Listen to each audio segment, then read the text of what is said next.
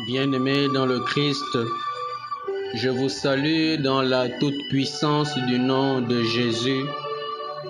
Alors, nous sommes rassemblés ce soir encore, en ce mardi, dans notre temps de prions la parole de Dieu, où nous venons rencontrer le Seigneur, le Christ Jésus, et nous venons crier encore à lui, crier ce nom qui sauve, ce nom qui délivre, ce nom qui est la source du salut, ce nom qui purifie, ce nom qui a reçu autorité et qui est au-dessus de tout autre nom.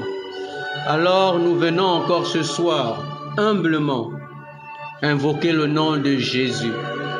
Invoquer le nom de Jésus afin qu'il règne dans nos vies, afin que nous puissions nous abaisser, nous prosterner devant ce grand nom, devant ce grand prêtre par excellence. Alors Seigneur, nous venons encore nous humilier et nous approcher du trône de la grâce. Et pour être dignes d'approcher de ce trône de la grâce, dans ce lieu saint, nous voulons Seigneur aussi te demander pardon, implorer Seigneur ton pardon afin d'être purifiés. Nous demandons d'être lavés par ton sang, que ce soir, ton sang coule sur nous et nous purifie. Nous voulons être lavés de toute souillure, afin de revêtir cet habit de gloire, ce manteau de gloire. Nous voulons refléter ta lumière. Nous voulons être transfigurés. Nous voulons être transfigurés. C'est pourquoi, Seigneur, nous nous reconnaissons pécheurs. Nous te demandons pardon pour nos péchés, nos propres péchés, les péchés de notre parenté, de notre lignée, de nos frères et de nos sœurs. Nous te demandons pardon que tout au long de cette journée, nous t'avons, Seigneur, offensé par nos paroles, par nos pensées, par nos actions et même par omission. Et Saint-Esprit, nous t'avons attristé. Nous te demandons pardon. Et nous implorons ton feu, Saint-Esprit, consume-nous, consume notre cœur, afin que ce cœur soit digne. Nous voulons que ce cœur soit pur par ta grâce et par ton secours, Saint-Esprit. Tu nous dis, Seigneur, dans ta parole, garde ton cœur plus que tout, car du cœur jaillit la vie. Alors, Seigneur, crée en nous un cœur pur, ô mon Dieu. Que ton sang ce soir coule sur nous. Laisse couler et retomber ton sang sur nous. Laisse retomber ton sang sur ce frère. Laisse retomber ton sang sur cette sœur. Ce sang qui nous purifie et qui nous sauve. Et maintenant que ton sang coule sur nous, nous croyons fermement que nous sommes maintenant purifiés par ton précieux sang. Merci Jésus, parce que lorsqu'on te demande, Seigneur, tu agis, car tu nous as dit, croyez que tout ce que vous demandez en mon nom, vous l'avez déjà reçu. Et nous croyons que nous avons déjà reçu cette purification par ton sang. Et c'est par le biais de la foi que nous accédons à toutes ces réalités. Alors béni sois-tu, Seigneur Jésus, que ton nom soit toujours élevé et glorifié. Alors ce soir encore, mettons-nous dans les dispositions, mon frère, ma sœur, pour écouter la parole du Seigneur. Laissez cette parole nous transformer. Alors de là où tu es, dispose-toi et déjà prends ta Bible pour que nous puissions maintenant proclamer la parole du Seigneur.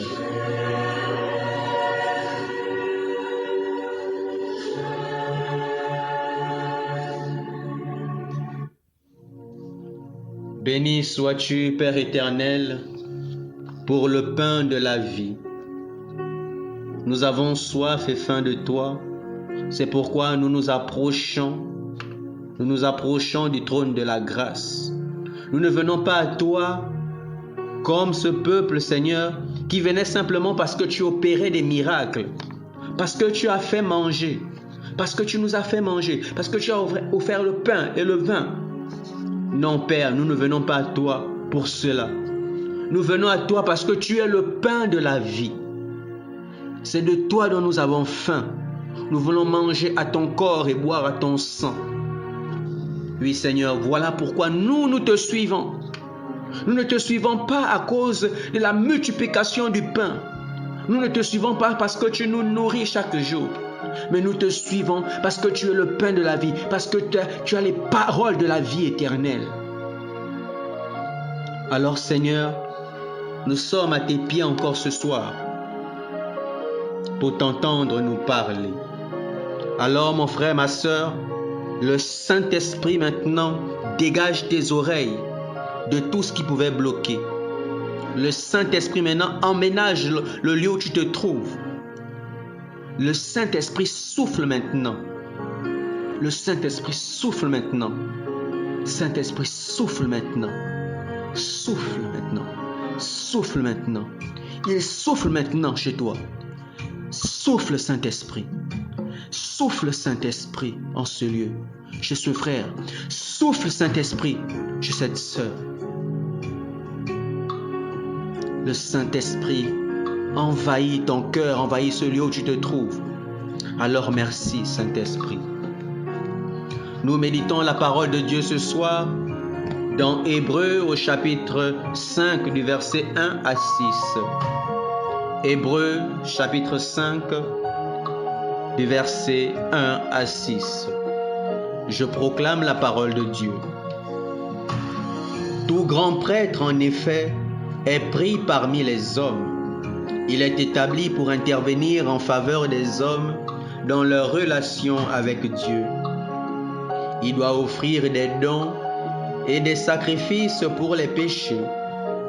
Il est capable de compréhension envers ceux qui commettent des fautes par ignorance ou par égarement, car il est lui aussi capable de faiblesse. Et à cause de cette faiblesse, il doit offrir des sacrifices pour ses propres péchés comme pour ceux du peuple. On ne s'attribue pas cet honneur à soi-même. On est appelé par Dieu comme Aaron. Il en est bien ainsi pour le Christ. Il ne s'est pas donné à lui-même la gloire de devenir grand prêtre. Il l'a reçu de Dieu qui lui a dit: « Tu es mon fils, moi aujourd'hui je t'ai engendré. » Car il lui dit aussi dans un autre psaume: « Tu es prêtre de l'ordre de Melchisédek pour l'éternité. » Parole du Seigneur, nous rendons grâce à Dieu. Nous rendons grâce à Dieu pour cette parole qui est vie et esprit. Alors Saint-Esprit, je m'abandonne à toi ce soir. Que tu prennes le contrôle. Tu inspires mes pensées, inspires mes paroles. Je nous ai dit, ne vous inquiétez pas de ce que vous avez à dire, mais à l'Esprit même. L'Esprit de Dieu parlera en nous. Et maintenant, Saint-Esprit, parle en moi. Ouvre mes lèvres et ma bouche publiera ta louange.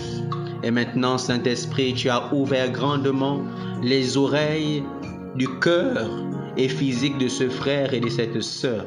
Que cette parole maintenant prenne vie et transforme celui et celle qui m'écoute au nom de Jésus-Christ. Alors ce soir, comme on le lisait déjà aussi hier, on nous présentait le Christ Jésus comme le grand prêtre. Ce prêtre compatissant, ce prêtre qui sait se mettre à notre place parce qu'il s'est fait chair comme nous, à notre ressemblance, excepté le péché, nous disait déjà la parole de Dieu. Et aujourd'hui, l'auteur sacré poursuit dans le même sens. Et en faisant déjà cette comparaison, il nous dit ce que doit être un prêtre, un pasteur ou encore un berger. Et la parole nous dit que tout grand prêtre est pris parmi les hommes. C'est pas en dehors des hommes, mon frère, ma soeur, que le Seigneur viendra chercher un prêtre. Alors ne nous attendons pas de nos jours à voir quelqu'un tomber du ciel pour être prêtre. C'est parmi nous, parmi nos frères, parmi nos sœurs, parmi les personnes de notre entourage que le Seigneur prendra des prêtres. Donc c'est parmi nous. Ça peut être toi, ça peut être moi. Ne nous étonnons pas. Ne soyons pas comme ces hommes qui ont dit: n'est-il pas Jésus, le fils de Joseph, le charpentier? À toi aussi tu diras peut-être: c'est pas celui avec qui je jouais, c'est pas celui qui était comme ceci, c'est pas celui qui était querelleur, qui était bagarreur, qui était ivrogne, qui était coureur de jupons. Non, mon frère, ma soeur, actualise tes données. Tout comme nous dit la parole, laissez-vous renouveler par l'esprit. Tu es resté à cette appellation. Mais alors que le Seigneur a déjà choisi cet homme parmi le peuple pour être prêtre, alors on nous dit aujourd'hui que tout grand prêtre est pris parmi les hommes. On n'ira pas les prendre ailleurs. Et ce grand prêtre qui est pris parmi les hommes, qui est pris peut-être même dans ta famille,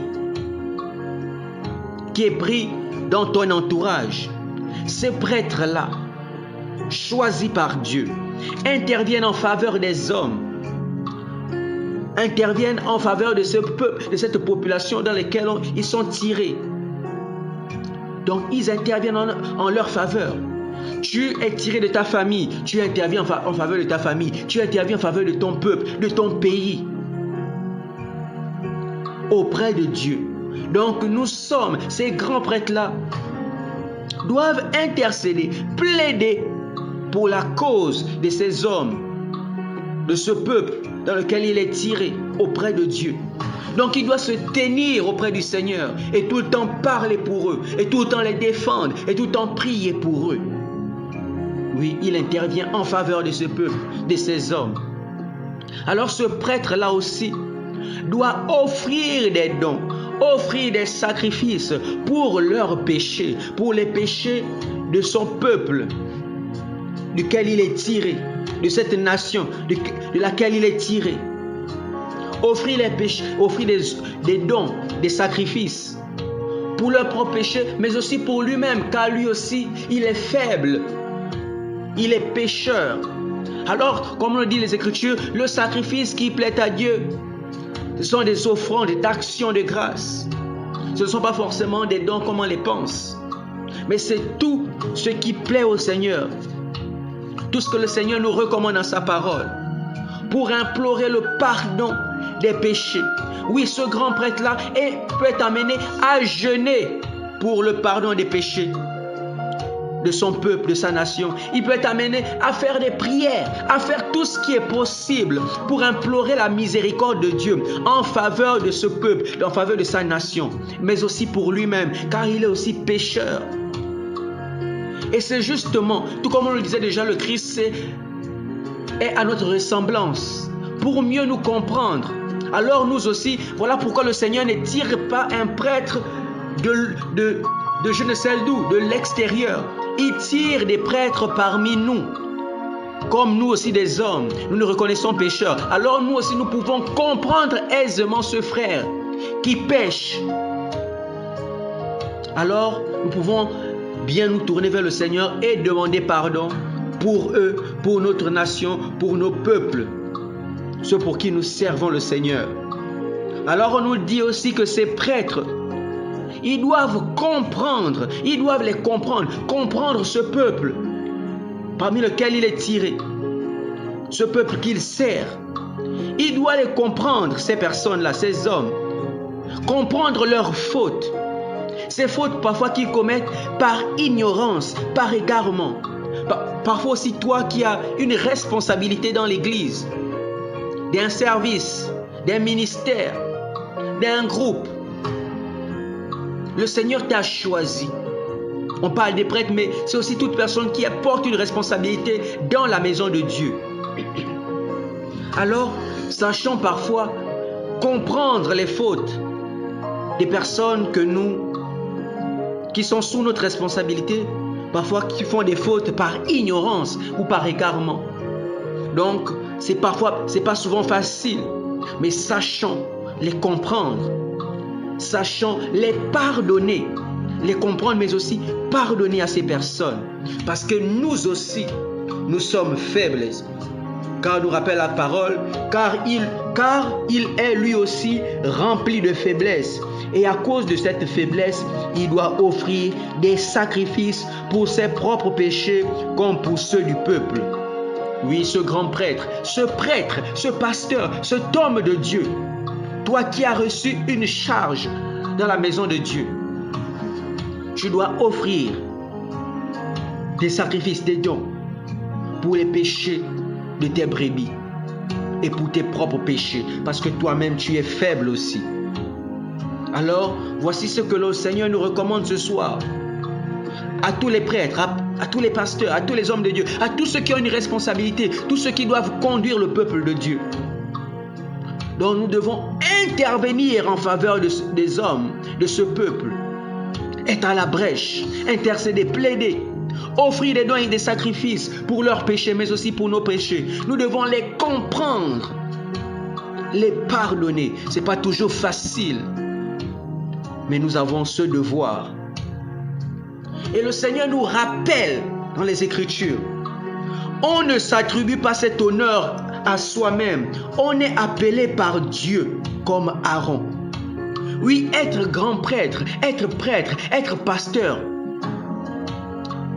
conduire le peuple de Dieu, ce n'est pas quelque chose qu'on s'attribue à soi-même. Ce n'est pas un choix personnel, mais c'est une vocation divine. C'est un appel de Dieu. C'est le Seigneur lui-même qui te choisit. Tout comme l'Esprit a dit, mettez à part Barnabas et Saul pour une mission que je les confie. Tout comme aussi le Seigneur a choisi certains prophètes dans la Bible, a choisi Jérémie, a choisi Isaïe, a choisi Ézéchiel, a choisi Daniel pour une mission particulière. Alors nous comprendrons que la prêtrise, ce n'est pas quelque chose qu'on va par choix, mais c'est par appel de Dieu. C'est justement parce que c'est par l'appel de Dieu que nous pouvons tenir parfois. Parce que ce chemin est plein d'obstacles. Et lorsque le Seigneur nous appelle, le Seigneur sait aussi nous équiper. Le Seigneur sait aussi nous donner les armes nécessaires pour affronter tous les défis. Et le Seigneur est avec nous et avec toutes ces personnes qui l'appellent à ce service particulier. Et tout comme Jésus, qui est grand prêtre par la volonté de Dieu. Oui, les Écritures nous disent, il en est bien ainsi pour le Christ. Il ne s'est pas donné à lui-même la gloire de devenir grand prêtre. Il a reçu de Dieu. Oui, Jésus a été mis grand prêtre par la volonté de Dieu. Non pas par choix personnel, mais par la volonté de Dieu.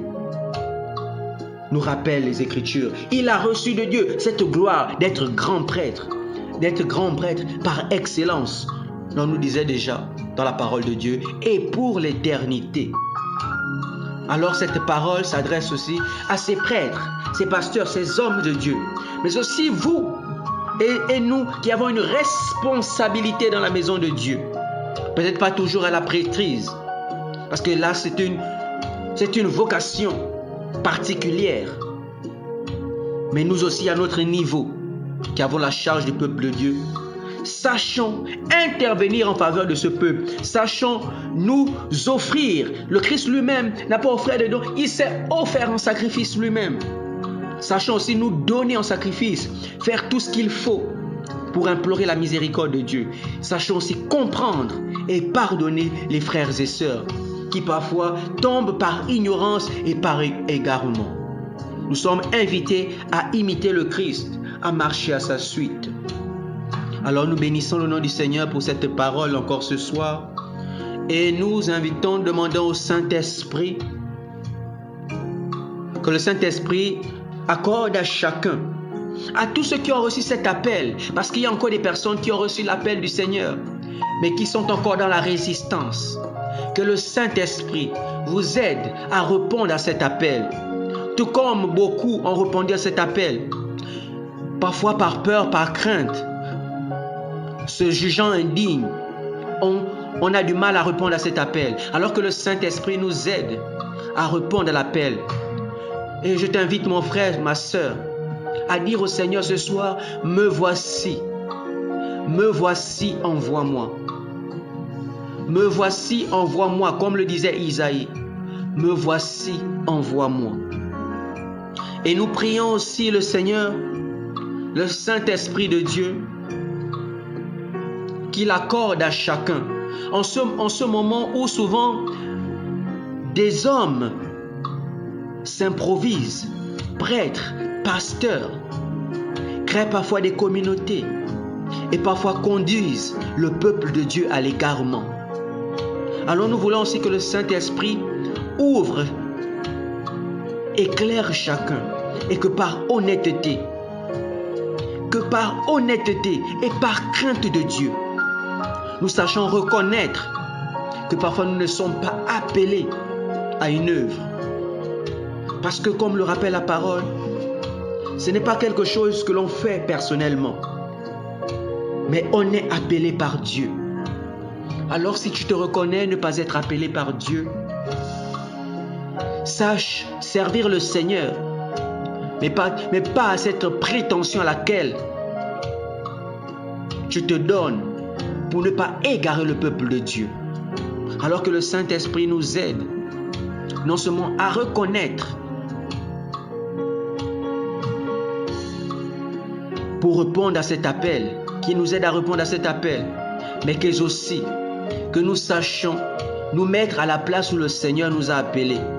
Parfois on veut être comme ces hommes de Dieu, mais si le Seigneur ne nous a pas appelés, alors ne nous aventurons pas. Alors que le Seigneur éclaire chacun de nous et que Dieu bénisse sa parole.